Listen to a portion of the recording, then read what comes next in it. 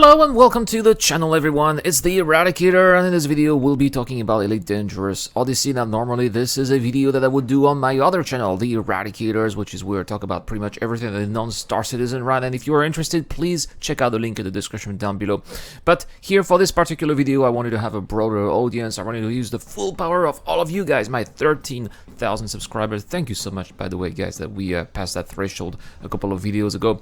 And so I want to talk about why you should try, in my opinion, Alpha Star Citizen, whoa, no, Elite Dangerous Odyssey, the current Alpha build. Right now we are just getting started with Phase 4, which is going to bring all of the mechanics from the base game with Elite Dangerous Odyssey. And there are a couple of reasons why I believe that you should try it out.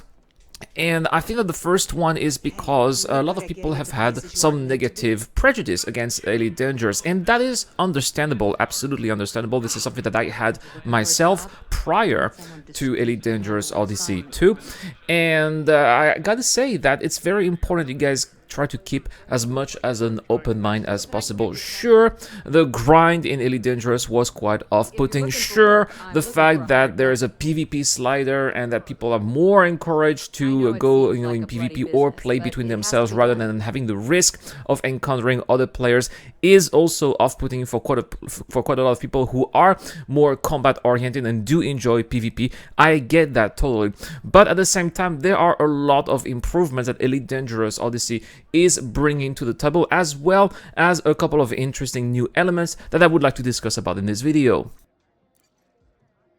Now, obviously, I'm going to talk about the elephant in the room here, which is the fact that now we finally have space legs, the fact that you can go out of your ships and explore the world around you on foot. Sure, you don't have space interiors inside the ships.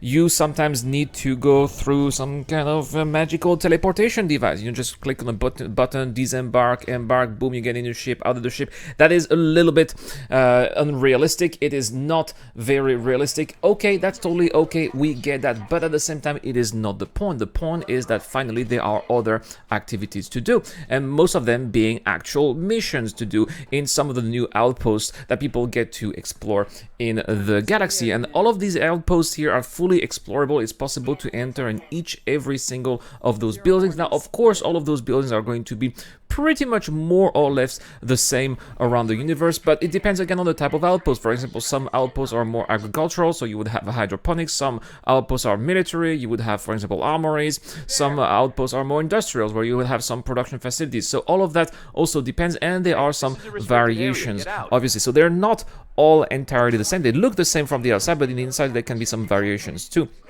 And in those outposts, well, there are NPCs, there are items that you can loot and sell back at the stations, which is also bringing a little bit of elements of thrill, stealth at the same time. And there is really a sense of dangerosity. When you go into those outposts, you can be scanned by the NPCs at any time. The NPCs do work together in order to take you down. They can be pretty tough depending on their levels. It basically ranges from level 0, which are the noob NPCs, to level 5, and those ones are really hard to kill, especially if you don't have the right kind of equipment.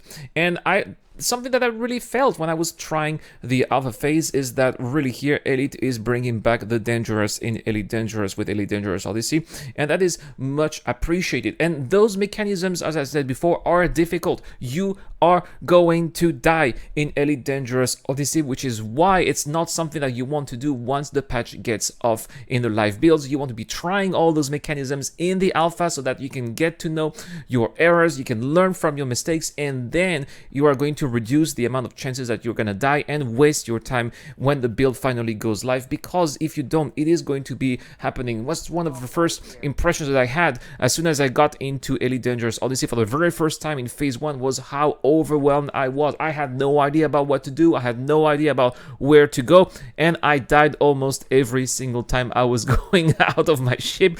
And this is something that is going to happen to you if you don't try out and get some kind of training. This is the way I see, for example, Star Citizen.